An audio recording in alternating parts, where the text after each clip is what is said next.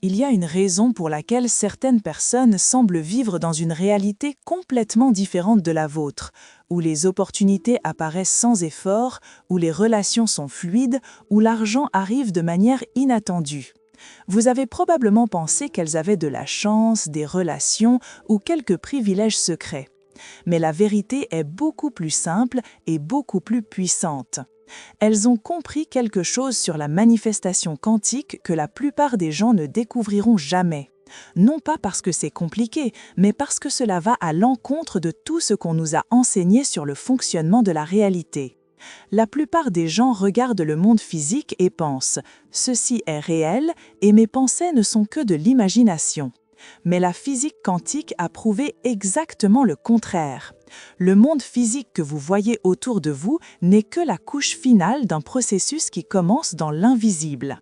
Chaque objet, chaque circonstance, chaque relation dans votre vie a d'abord existé comme une possibilité dans le champ quantique avant de se matérialiser.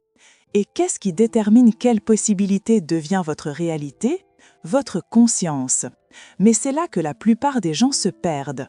Ils pensent que la conscience signifie la pensée positive ou la visualisation intense. Et lorsqu'ils essayent de forcer des résultats par ces techniques et que rien ne se passe, ils en concluent que la manifestation est une sottise. Mais le problème n'a jamais été la manifestation, c'était la compréhension superficielle de ce qui se passe réellement au niveau quantique.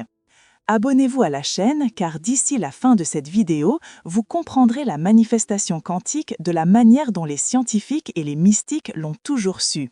Non pas comme du wishful thinking, mais comme la mécanique réelle de l'interaction de la conscience avec le champ des possibilités. Et lorsque vous le comprenez véritablement, non seulement intellectuellement, mais viscéralement, votre vie n'a d'autre choix que de changer. Parce que vous cesserez d'essayer de forcer les résultats et commencerez à effondrer les possibilités. Et cette différence change absolument tout. Laissez-moi vous parler d'Elena, une architecte de 29 ans qui a passé 3 ans à étudier la manifestation sans voir de résultats réels. Elle avait lu tous les livres classiques, Le Secret, Réfléchissez et devenez riche, les œuvres de Neville Goddard. Elle connaissait les concepts, la loi de l'attraction, la vibration, la fréquence. Elle faisait des affirmations quotidiennes, des tableaux de visualisation, du scripting. Mais intérieurement, Elena se sentait comme une imposteur. Elle parlait d'abondance tout en vérifiant obsessionnellement son compte en banque. Elle affirmait sa confiance en elle tout en évitant les opportunités par peur du rejet. Elle visualisait la relation parfaite tout en répétant des schémas toxiques. Et le pire, elle se culpabilisait de ne pas réussir à manifester correctement. Le tournant est arrivé de manière inattendue. Lors d'une conférence sur la physique quantique, non pas sur la spiritualité mais sur la science pure, le professeur a expliqué l'expérience de la double fente. Il a montré comment les électrons se comportent comme une onde de possibilités jusqu'à ce qu'ils soient observés, puis s'effondrent en une particule spécifique. Et il a ensuite dit quelque chose qui a traversé Elena comme un éclair. L'observation n'est pas un acte passif, c'est la conscience qui interagit avec le champ de potentiel, effondrant les possibilités en réalité. Mais l'observateur ne peut pas être séparé de ce qu'il observe, ils font partie du même système. À ce moment-là, Elena a compris son erreur fondamentale. Elle avait passé des années à essayer de manifester comme si elle était une personne séparée demandant des choses à un univers extérieur. Mais la vérité quantique est qu'elle n'était pas séparée du champ, elle en faisait partie. Elle ne demandait pas à l'univers de changer, elle changeait la façon dont l'univers s'exprimait à travers elle. Ce changement de perspective semble subtil, mais il a été révolutionnaire, car pour la première fois, elle a cessé d'essayer d'obtenir des résultats et a commencé à comprendre qu'elle était elle-même le mécanisme par lequel les résultats émergeaient. Comment je fais partie du champ si cette perspective de ne pas être séparé de l'univers, mais d'en faire partie, résonne avec quelque chose que vous avez toujours intuitivement su, mais n'avez jamais pu articuler. Pour comprendre vraiment la manifestation quantique, nous devons commencer par ce que la physique a réellement découvert. Au début du XXe siècle, des scientifiques comme Niels Bohr, Werner Heisenberg et Erwin Schrödinger ont découvert quelque chose qui a ébranlé la science. Au niveau subatomique, les particules ne se comportent pas comme des objets solides. Elles existent comme des ondes de probabilité. Qu'est-ce que cela signifie ? Cela signifie qu'avant d'observer un électron, il n'est nulle part en particulier, il est partout possible simultanément. Ce n'est que lorsque vous mesurez, lorsque vous observez, que l'onde s'effondre et que l'électron apparaît à un endroit spécifique. La conscience ne se contente pas de voir la réalité, elle participe activement à sa création. Mais voici ce que la plupart des gens ne comprennent pas. Cela ne signifie pas que vous pouvez penser à 1 million d'euros et qu'il apparaîtra sur votre compte. Le saut de la mécanique quantique subatomique à la manifestation personnelle n'est pas aussi direct. C'est plus subtil et plus profond. Ce qui se passe réellement, c'est ceci. Votre conscience, vos pensées, vos émotions, vos croyances, vos attentes créent un champ. Ce champ interagit constamment avec le champ quantique plus large. Et à travers cette interaction, certaines possibilités deviennent plus susceptibles de se manifester dans votre expérience, tandis que d'autres le deviennent moins. Pensez-y de cette façon. Imaginez qu'il existe une infinité de versions de votre vie existant comme des possibilités dans le champ quantique. Dans l'une de ces possibilités, vous réussissez financièrement. Dans une autre, vous luttez constamment. Dans une autre, vous avez des relations incroyables. Dans une autre, vous vous sentez seul. Toutes ces versions existent en tant que potentielles. Qu'est-ce qui détermine laquelle de ces possibilités s'effondre dans votre réalité vécue ? Ce n'est pas votre désir superficiel, c'est le champ total de votre conscience, y compris et surtout les parties subconscientes que vous ne réalisez même pas qu'elles émettent. Mais voici ce que la plupart ne réalisent pas à propos de cette mécanique. Il y a un moment spécifique dans le processus de compréhension où quelque chose change fondamentalement. C'est lorsque vous cessez de voir la manifestation comme « je veux quelque chose d'extérieur » et que vous commencez à la voir comme « je deviens intérieurement quelqu'un pour qui cela est naturel ». Ce changement de focus, de l'externe à l'interne, de l'obtention au devenir, est ce qui sépare ceux qui comprennent la manifestation quantique théoriquement de ceux qui la vivent pratiquement. Le docteur Joe Dispenza a passé des décennies à étudier l'intersection entre la neuroscience et la conscience quantique. Ses recherches montrent quelque chose d'extraordinaire. Lorsque vous entrez dans des états méditatifs profonds et que vous générez des émotions élevées, gratitude, amour, joie, tout en visualisant, vous changez littéralement la chimie de votre cerveau et le champ électromagnétique de votre corps. Et lorsque ce champ change, il interagit différemment avec le champ quantique qui vous entoure. Non pas par magie, mais par de la physique réelle. L'Institut HeartMath l'a mesuré. Le champ électromagnétique du cœur est 5000 fois plus puissant que celui du cerveau et s'étend à plusieurs mètres du corps. Ce champ transporte des informations sur votre état émotionnel, vos attentes, votre cohérence interne. Mais voici la connaissance d'initié que peu de gens enseignent. Gregg Braden a découvert d'anciens textes qui décrivent exactement ce processus, mais en utilisant un langage différent. Des manuscrits esséniens vieux de 2000 ans parlent du sentiment comme langage de la création. Ils savaient déjà que ce n'est pas la pensée seule, ni l'émotion seule, c'est l'union d'une pensée claire et d'une émotion élevée qui crée le changement. Les traditions védiques, il y a 5000 ans, enseignaient le sankalpa, non pas seulement une intention, mais une intention imprégnée du sentiment d'être déjà complet. Les maîtres taoïstes parlaient du Wu Wei, l'action sans effort qui s'écoule lorsque vous êtes aligné avec le Tao, le champ sous-jacent de possibilités. Toutes ces traditions pointent vers la même mécanique. Vous ne forcez pas les résultats. Vous vous alignez intérieurement sur la fréquence du résultat et il émerge alors naturellement parce que vous êtes devenu vibratoirement compatible avec cette possibilité. Mais voici le secret que l'industrie spirituelle ne veut pas que vous sachiez. Cet alignement ne se produit pas par des affirmations répétées mécaniquement. Il se produit par un changement authentique d'identité, au niveau de qui vous croyez être, pas au niveau de ce que vous voulez avoir. Neville Goddard l'a enseigné en disant « Assumez le sentiment du désir accompli ». Ne visualisez pas en voulant, visualisez en étant quelqu'un qui a déjà. Car lorsque vous êtes quelqu'un qui a déjà, vos actions, perceptions et choix changent automatiquement. Et ces changements créent des résultats réels. Lynn McTaggart, auteur de Le Champ, a compilé des décennies de recherches montrant que la conscience intentionnelle peut affecter les systèmes physiques, de la croissance des plantes à la cicatrisation des plaies. Mais le facteur crucial dans toutes les expériences réussies, la cohérence. Lorsque l'intention est fragmentée, conflictuelle ou désespérée, les effets sont minimes ou inexistants. Maintenant, voici ce qui va complètement changer votre façon de voir la manifestation. Il y a une différence fondamentale entre vouloir quelque chose et être compatible avec quelque chose.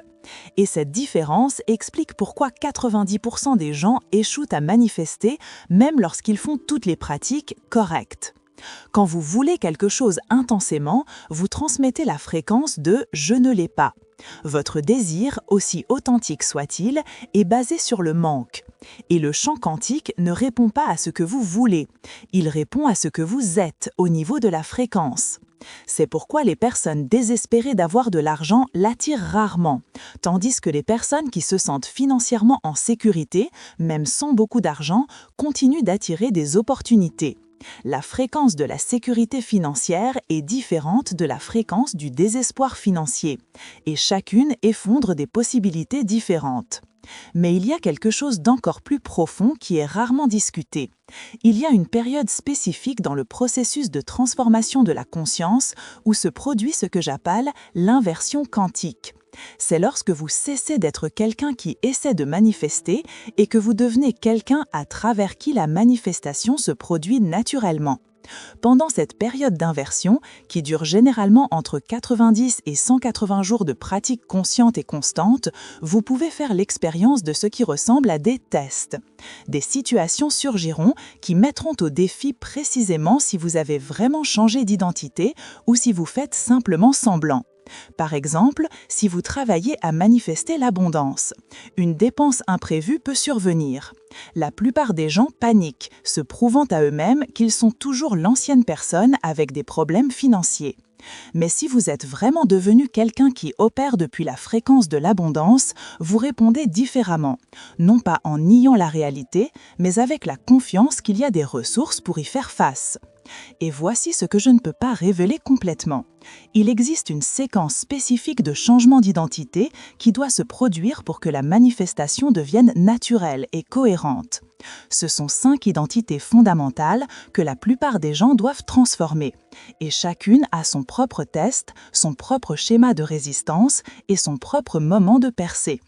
Commentez « Je veux les 5 identités » si vous êtes prêt à comprendre non seulement la théorie de la manifestation quantique, mais le processus pratique de transformation identitaire qui rend la manifestation inévitable plutôt que sporadique.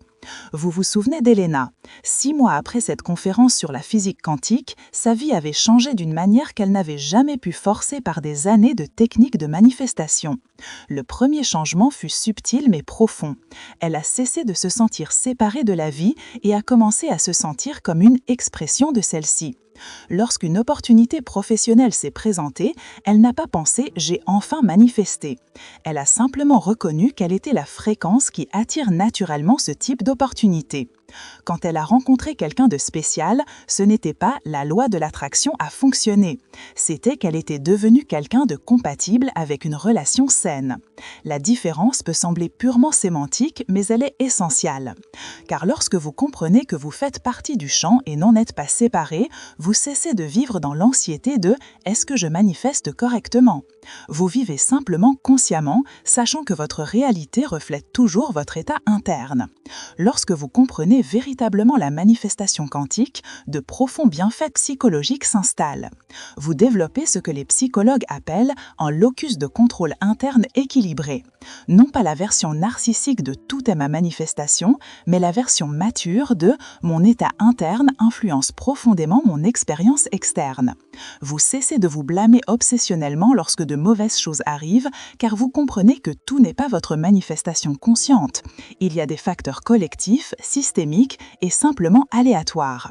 Mais vous cessez aussi de vous sentir comme une victime impuissante, car vous savez que vous avez toujours le pouvoir sur la façon de répondre et sur la fréquence que vous choisissez de maintenir. Votre relation avec le désir se transforme. Au lieu que les désirs soient des sources d'anxiété, vais-je le punir, quand? Ils deviennent simplement des informations sur des directions de croissance. Vous voulez quelque chose? Parfait. Maintenant, la question est, qui dois-je devenir pour que cela soit naturel dans ma vie? Elena m'a dit quelque chose de profond un an plus tard. J'ai réalisé que j'avais passé des années à essayer de prendre des choses à l'univers, alors qu'en réalité, l'univers essayait constamment de s'exprimer à travers moi de nouvelles manières. Quand j'ai cessé de bloquer cette expression par la peur, le contrôle et le manque, tout a commencé à fluer. Aujourd'hui, Elena ne fait pas de pratique de manifestation, elle vit consciemment. Chaque choix vient de la question « Est-ce que cela s'aligne avec qui je deviens ?» Et cette simple question a complètement changé les résultats qu'elle expérimente. Alors voici la vérité qui vous fera réfléchir. Lorsque vous comprenez vraiment la manifestation quantique, vous réalisez qu'il ne s'agissait jamais d'obtenir des choses. Il s'agissait de se souvenir que vous êtes le processus par lequel la conscience prend forme. Vous n'êtes pas séparé du champ en essayant de le manipuler, vous êtes le champ qui s'expérimente lui-même à travers cette forme appelée vous. Et lorsque cette vérité devient vécue et non plus seulement comprise intellectuellement, quelque chose d'extraordinaire se produit. Vous cessez de poursuivre les résultats parce que vous réalisez que vous êtes déjà complet. Et paradoxalement, c'est exactement lorsque vous cessez de poursuivre que tout commence à fluer. Mais il y a un mystère final que peu de gens atteignent. Il y a une étape dans l'évolution de la conscience où la manifestation cesse d'être quelque chose que vous faites pour devenir simplement ce que vous êtes. C'est lorsque chaque pensée, émotion et action est tellement alignée sur votre être authentique que la réalité n'a d'autre choix que de s'organiser en harmonie. Elena a eu un aperçu de cela au 14e mois. Elle me l'a décrit comme « le moment où j'ai cessé d'essayer d'être quelqu'un et j'ai simplement permis à mon vrai moi d'émerger. Et quand cela s'est produit, j'ai réalisé que j'avais utilisé la manifestation pour construire une vie meilleure pour une fausse version de moi, alors qu'en réalité, je devais permettre à la vraie version de vivre la vie qui était déjà naturellement la sienne. » À partir de ce moment, la manifestation n'était plus une question de technique ou de stratégie. C'était une question d'enlever les couches de conditionnement qui bloquaient l'expression naturelle de son être essentiel. Et elle a découvert que son être essentiel était déjà abondant, connecté, complet. Il était juste recouvert de couches de peur et de contrôle. Mais pour arriver à cet état de manifestation naturelle, il y a un chemin à travers les 5 identités fondamentales que j'ai mentionnées. Chaque identité représente une couche de concept de soi limitant qui doit être percée à jour et transcendée. Et le processus pour les transcender ne consiste pas à ajouter plus, il consiste à enlever ce qui n'a jamais été réel. Votre vie changera lorsque vous comprendrez la manifestation quantique, non pas parce que vous obtiendrez plus de choses de l'univers, mais parce que vous cesserez enfin de bloquer ce que l'univers essaye d'exprimer à travers vous.